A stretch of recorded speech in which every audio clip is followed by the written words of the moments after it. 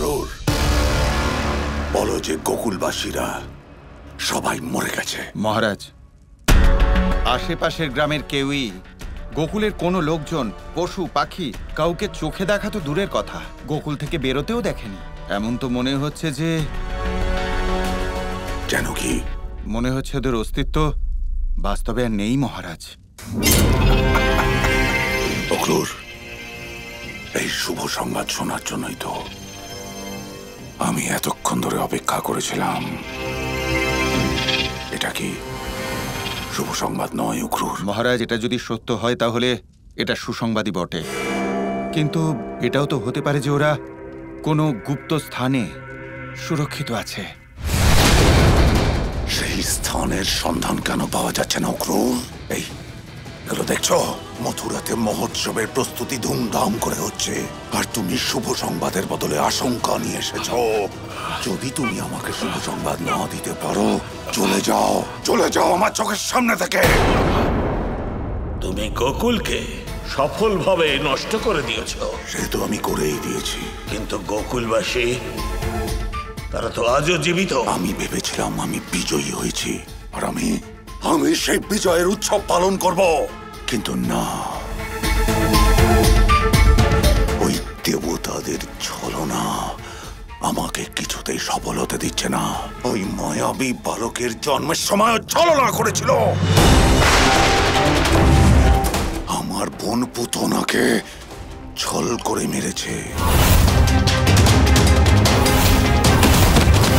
তারপর শক্তাসুর তূর্ণাবর্ত, তারপর বিন্দুবাসিনীর ছলনা। আমি এই সীমারেখার উপর সর্বদা নজর রাখবো আর ওই বালককে রক্ষা করব। আর এখন এই কি করে পাবো আমি সেই মায়াবী বালককে? কি করে হবে তার মৃত্যু? আমি ওই দেবতাদের কাছে ছলনার উত্তর চাই, চাই সেই ছলনার উত্তর।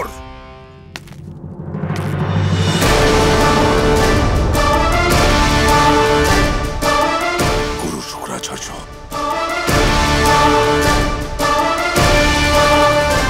বলো কংস, তুমি কি প্রমাণ পেয়েছ?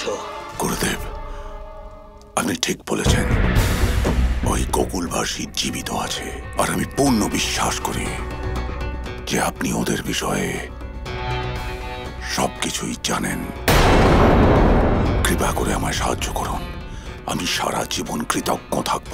আপনি যেমনটা বলবেন আমি তেমনটাই করব, কিন্তু ওই মায়াবী বালককে খুঁজে বের করতে আমায় সাহায্য করুন গুরুদেব।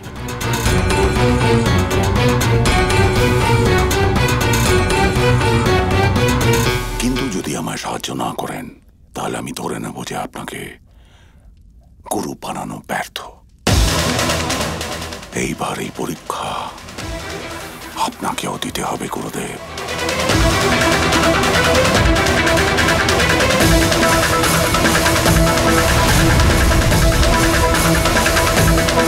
আপনি তো এটাই চান আমি আজ যে জ্ঞানের সাহায্যে সংবাদ পেয়েছি তা আমি কংসকে যেন না দিই। সঠিক বুঝেছ। তাই হবে প্রভু। মহাদেবকে দেওয়া কথা আমি কিছুতেই ভাঙতে পারবো না। কি করব যাতে কৃষ্ণের এই ছলনার কথা কংস পুরো জানতে পারে? কংস, কাল সকাল পর্যন্ত আমায় সময় দাও। কাল সকালের মধ্যে কিছু না কিছু অবশ্যই সংকেত দেব।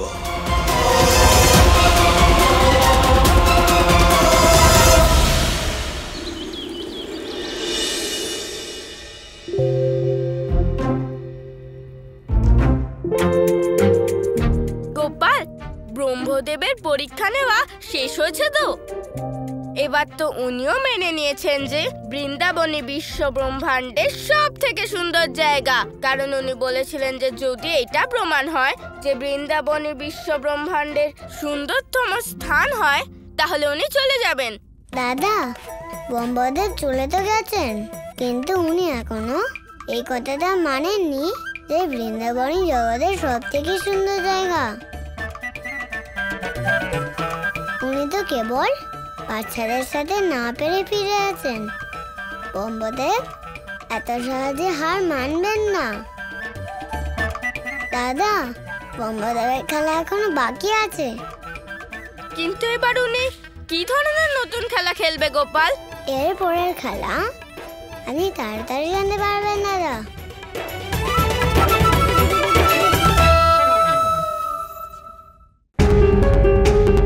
আমার আতিথ্য ততদিন শেষ হবে না যতদিন এটা সিদ্ধ না হচ্ছে যে বৃন্দাবন ব্রহ্মাণ্ডের সব থেকে সুন্দর স্থান নাকি নয়। আমি ওই কথা মানতে পারছি না যে বৃন্দাবনের থেকে আরো সুন্দর জায়গা আছে। আপনার ভোগ তৈরি করার জন্য আমাদের কাছে পর্যাপ্ত দুধ নেই। আমাদের কাছে অল্প দুধ, দই, মাখন আর ঘি তো আছে। আমরা আপনাকে না খেয়ে যেতে দেব না ব্রাহ্মণ মশাই।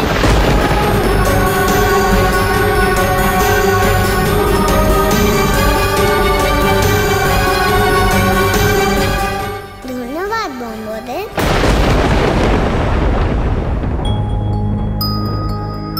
প্রণাম ব্রহ্মদেব। আপনি দেখলেন বৃন্দাবন কত সুন্দর স্থান? শুধু সুন্দর নয়, বিশ্বব্রহ্মাণ্ডের সুন্দরতম স্থান বলুন সূর্যদেব।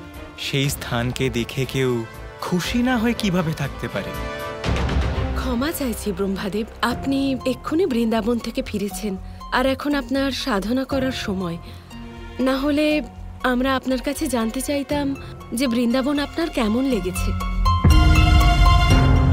কোনো ব্যাপার না, আপনি সাধনা করুন আর আমাদের সবাইকে প্রস্থান করার অনুমতি দিন।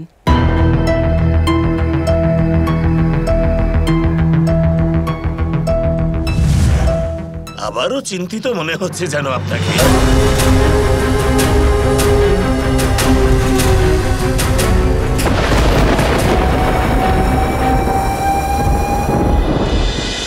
শুক্রাচার্য, বৃন্দাবনে কৃষ্ণ আমাকে। এটাই তো যে কৃষ্ণ আপনাকেও মায়াজালে আবদ্ধ করেছিল।